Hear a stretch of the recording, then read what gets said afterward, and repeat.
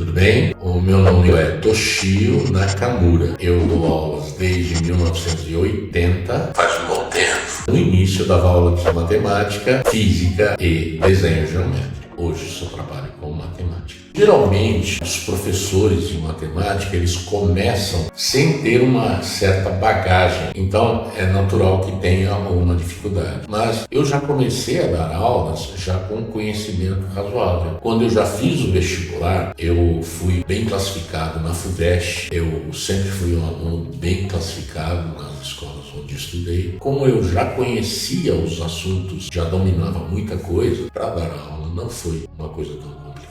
Na época que eu era estudante, era uma época em que as profissões valorizadas eram medicina, direito e engenharia. Então, se a pessoa gostasse de exatas, engenharia. Se gostasse de biologia, era saúde, era medicina ou odontologia. E se gostasse de humanidades, era direito. Eu sou de uma época em que havia praticamente 3 ou 4 profissões. Quando eu entrei na faculdade, eu fui com aquela ideia. Como eu gosto de matemática, de física, eu vou para engenharia. Só que quando eu entrei na engenharia, eu me decepcionei porque não era aquilo que eu queria. Daí, como os meus colegas gostavam que eu explicasse os assuntos, já me imaginei dando aulas. E aí eu fui para a área da carreira de professor mesmo. Muitos filhos de amigos meus, um começou a indicar para o outro, né? E de repente havia um monte de alunos querendo aulas particulares. E aí, como as escolas ficaram sabendo do professor Toshio, que dava aulas particulares, muitas escolas me convidaram a trabalhar. Foi assim que eu comecei a minha carreira, em função dos alunos fazerem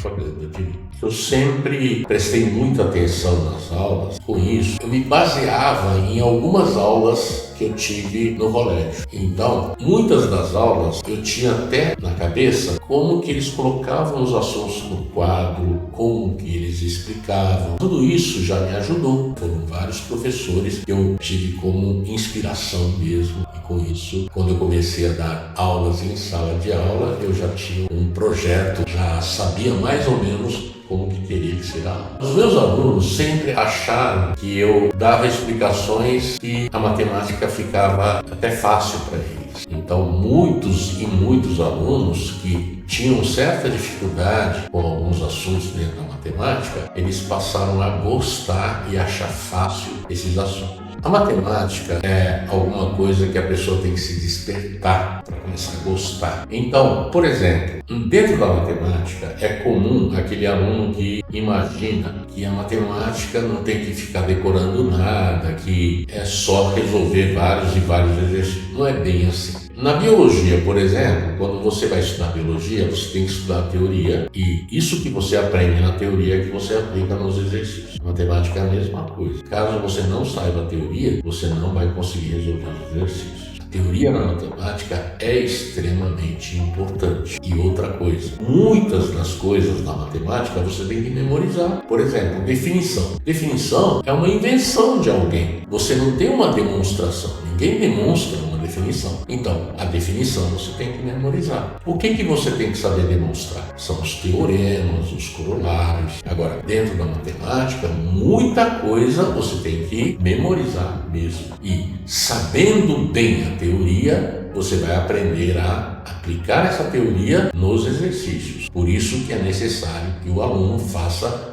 muitos e muitos exercícios e a repetição faz com que você memorize muita coisa. Por que na matemática você precisa resolver tantos exercícios? Porque aquela repetição de vários exercícios parecidos é que vai fazer você memorizar muita coisa. Bom, foi um prazer. Tomara que vocês tenham gostado. Um forte abraço.